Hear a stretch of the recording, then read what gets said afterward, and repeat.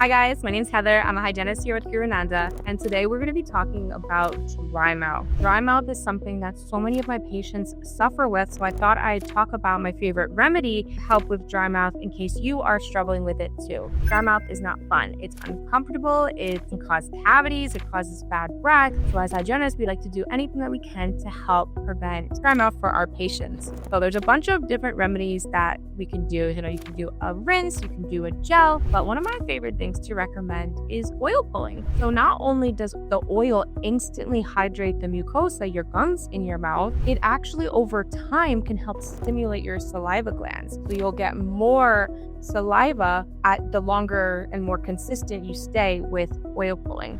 Now, for someone that is struggling with dry mouth, I recommend the orange bottle MCT pulling oil because this one's actually safe to be swallowed. So how I recommend it to my patients is I recommend oil pulling in the morning, swish for that 2 to 10 minutes, fit it into the trash, brush and tongue scrape after, and then throughout the day, just put a little bit of the oil in your mouth, let it hydrate the tissue, and then you can actually swallow it. And here is just MCT oil. It's not only going to help reduce bacteria in your mouth and help improve dry mouth, it's also great for brain health. It is absolutely safe to be swallowed. So you can, just put a little bit of the liquid in your mouth, swish it around for a second, and then swallow it. I do not recommend after oil pulling, after swishing for that 2 to 10 minutes that you swallow it because that oil is going to contain a lot of toxins, impurities, and bacteria, and you don't want to swallow that. So I recommend doing the full strength oil pulling in the morning and then use it a couple of times throughout the day just to alleviate the dry mouth. Now we also have the coconut and mint oil pulling, the one in the teal bottle.